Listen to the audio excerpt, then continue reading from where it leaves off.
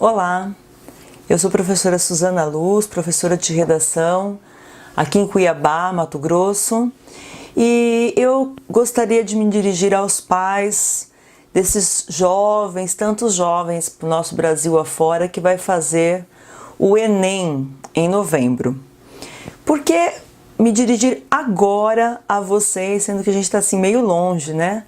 Pergunte para o seu filho se está longe essa prova, né? Para eles já está bem ali, para nós também já está bem aí a prova. E eu gostaria de dar algumas dicas muito importantes. Primeiramente, quando eu faço a reunião com os pais, eu levo 2 horas e meia falando sobre tudo isso, né? Mas não é o caso aqui, eu vou ser bem breve, dizendo que 15 dias antes do Enem, é interessante que os pais tenham cuidados especiais com os filhos. Mas professora, meu filho é um homem desse tamanho aqui, não importa, filho é filho, né? Eles não sabem muitas vezes como reagir frente à pressão e nós que somos adultos devemos saber e devemos orientá-los, né? Quando faltarem aí uns 15 dias para o Enem, como eu estava falando, interessante que esses meninos comecem a reduzir um pouquinho a marcha deles, né? Tem aluno que faz o contrário, percebe que não estudou durante o ano e se entrega a estudar e chega no dia do Enem, está abalado emocionalmente, tão cansados que eles estão. Então é o momento deles pararem um pouco, deles terem mais horas de sono, não é horas de madrugada no WhatsApp.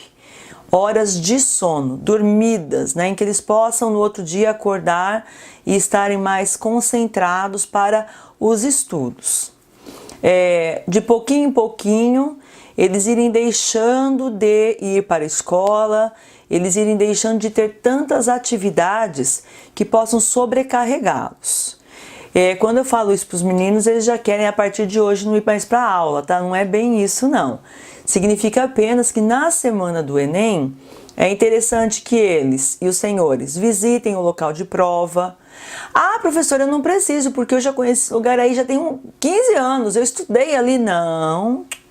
É interessante que se visite para ver se não tem nenhuma obra pública sendo feita, se o caminho não está interditado, verificar se a própria escola, se o próprio local de provas está realmente mantido ali e de repente não tenha mudado para um outro lugar em cima da hora, né? Interessante que se cuide da alimentação desse jovem.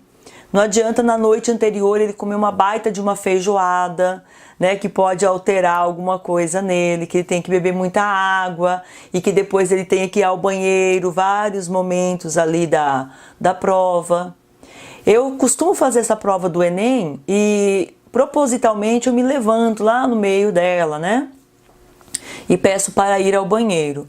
Muitas vezes a gente tem que caminhar assim, um trecho considerável para se chegar até o banheiro e sobretudo as meninas chegando lá tem 3, 4 pessoas na sua frente, né? Entre ida, espera e volta para a sala se perde em torno de 15 a 20 minutos. 15 a 20 minutos já deu tempo do aluno fazer 4, 5 questões a mais. Então nós temos que orientá-los para que eles não ingiram tanto líquido assim, que depois eles têm que ficar toda hora, né? Eu fico observando às vezes durante a prova, tem gente que levanta 2, 3 vezes para ir ao banheiro. Isso é uma grande perda de tempo em se tratando do Enem, que o aluno tem que ser bastante rápido, bastante ágil na sua redação. Vejo também uma cena muito interessante, sobretudo sobre aqueles alunos que estão bem preparados, aqueles que tiram nota boa nas escolas e que são considerados candidatos de peso, de força para as vagas. Que é uma pressão muito grande. Então o pai larga o guri lá na porta, o menino sai e quando ele sai, ele parece um boi de piranha, ali vem todo mundo em cima, você já passou, você já vai conseguir, e isso para o jovem é um peso muito grande, não é um elogio. Ele se sente muito pressionado, né? Ou se alguém fala qualquer coisa para ele, ele pode se desestabilizar emocionalmente. Os meninos vão me matar, eles odeiam que eu fale sobre isso, mas o ideal é que o adulto desça junto com o filho, que o adulto permaneça ali por perto, porque quando aquele pessoal pilhado, desesperado, ou aquele até que está desejando que o seu filho não se saia muito bem, vê o pai do lado, eles dão aquele tchauzinho amarelo de longe. Isso é muito bom, porque o menino fica preservado, né? Então uma dica que eu dou para vocês é esse acompanhamento.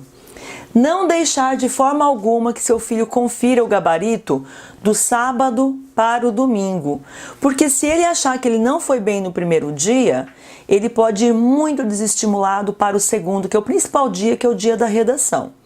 Então confisca, olha, entrou no carro, fala, dá para mim esse caderno, e faz o menino ir embora para casa. No domingo à noite, se ele quiser, aí é a hora dele fazer uma verificação de gabarito. Não adianta muito, mas se ele quiser fazer assim, que o faça. Tudo bem?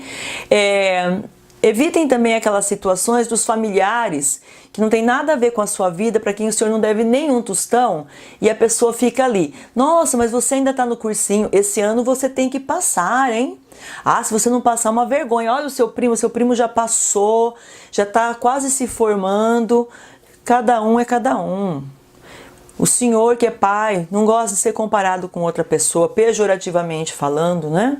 Os nossos meninos também não gostam disso. Eles ficam deprimidos, eles ficam chateados. Não há comparação. Cada filho é um filho, cada jovem é um jovem, cada um tem um histórico, né? Às vezes aquela criança no período de alfabetização passou por traumas, passou por uma doença, passou por uma mudança constante de cidade e não teve um bom aproveitamento escolar e agora os pais cobram isso demasiadamente, tá bom? Então vamos tratar o período do Enem com bastante amor, com bastante carinho, dando apoio aos filhos e não cobrando excessivamente dos filhos. Nada de contagem regressiva, falta 38 dias, faltam 37 dias, faltam 36 dias. Os alunos sabem quantos dias faltam, tá bem? E que eles se saiam muito bem com o apoio dos adultos que devem dar realmente respaldo a eles. Muito obrigada pela atenção de vocês e até uma próxima.